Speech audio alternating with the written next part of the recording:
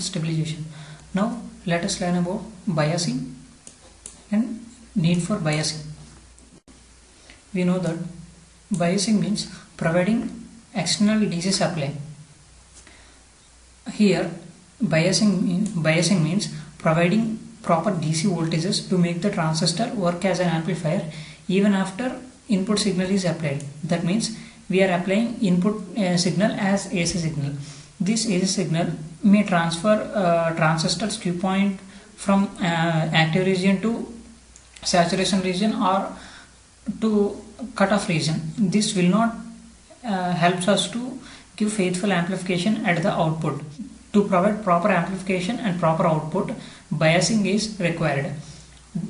In the biasing is arranged in such a way that forward biasing the emitter base junction and reverse biasing the collector base junction.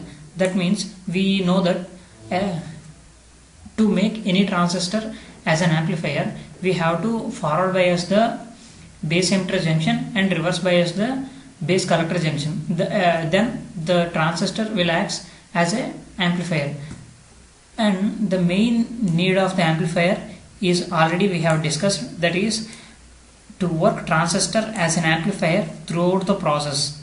That is the main need of the transistor biasing. For biasing a transistor, we require a DC supply. Let us see what are the techniques and how a transistor is. Biasing techniques. Biasing techniques are nothing but the ways how a transistor is biased. Some of the biasing techniques are fixed biasing, collector to base biasing, and voltage divider biasing. Fixed biasing, this is a simple circuit, and this is also a biasing, one of the biasing techniques. And collector biasing is also somewhat similar to fixed biasing. And the most prominent and most effective way of biasing is voltage divider bias. Let us see why it is. And first we are going to discuss about fixed biasing. Fixed biasing. Let us see why it is called fixed biasing. In this, we are using common emitter configuration of a transistor. Let us see this. This is an NPN transistor and emitter is grounded. Now let us analyze the circuit first. This is the circuit diagram of fixed biasing technique. In this, we are supplying a single voltage source and this is the transistor. In this, we are using collector resistor RC and base resistor RB, and this is the NPN transistor. We know that the voltage drop between collector to emitter is VCE and the voltage drop between base to emitter is VBE. Let us see this. This is the power supply. This is a single source power supply, and this is the input side loop, and this is the output side loop. At the base we will give input, and at the collector we will take output. Likewise, this circuit is designed. Let us see what is the stability of this circuit and how it is useful. Fixed biasing. We have seen that emitter is common and single voltage source is applied. Now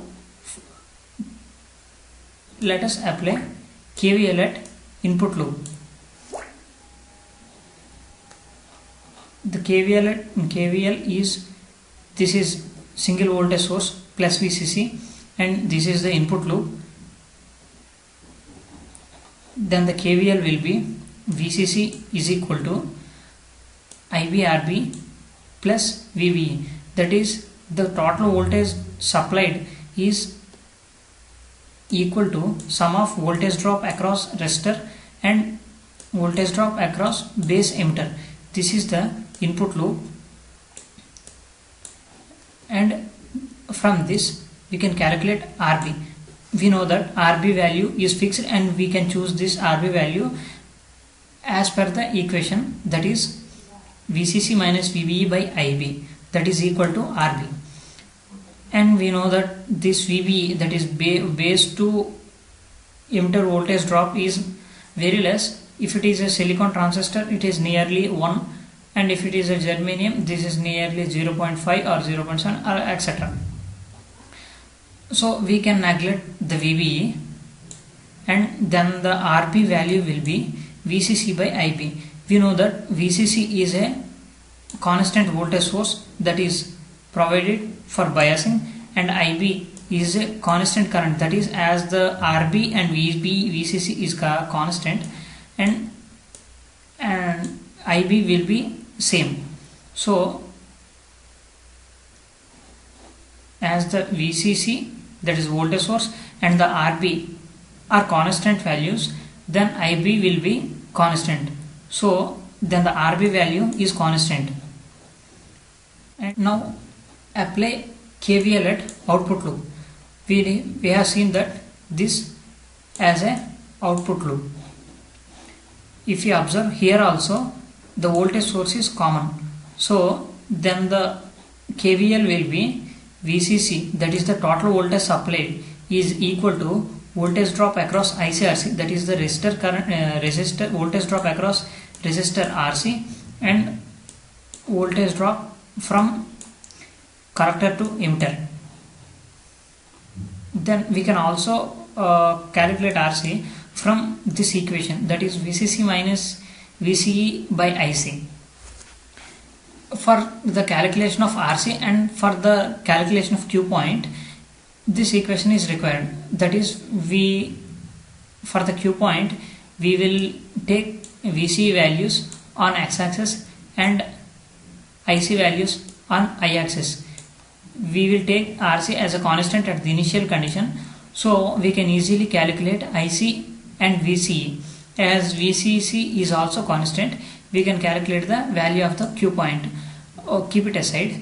From that, apart from that, now we have to calculate the stability factor of this circuit. This stability factor will give that some value. We can choose from that value that this circuit is useful for our operation or not. So for stability factor, now let us take the input KVL equation, that is VCC by VCC is equal to IBRB plus VBE. Differentiate this equation with respect to IC. We will get VCC by IC, that is VCC is constant, we will get 0, and RB is also constant, so RB into DIB by DIC plus VB is also constant now, so this is equal to 0. From this, if you transpose RP, 0 by RP will equal to 0, then we will get DIB by DIC is equal to 0. We have seen earlier that stability factor equation is 1 plus beta by 1 minus beta into DIB by DIC. Now substitute the DIB by DIC value as 0 in this equation. We will get cancelled this total term, and we will left with 1 plus beta by 1. This is nothing but S is equal to 1 plus beta. We know that the gain of a common emitter transistor is somewhat high, that is it is up to 100, that is beta value will be 100, and 1 plus beta will be equal to very high. And we have seen that for a stable operation, the transistor stability factor must be less than or equal to 25. So this is greater than 25, and this is 4 times that of the practical value. So it will not give proper functioning and proper stability to the circuit. And also we will see what are the advantages and disadvantages with this circuit. If we see that this circuit is having one transistor one resistor and one base resistor. That means these are two resistors and one single power supply.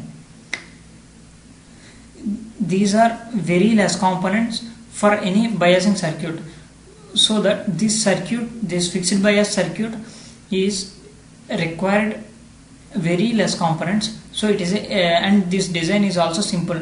This is a simple circuit, and this is one of the advantages. And this design is not so much complicated, so this is very easy to design.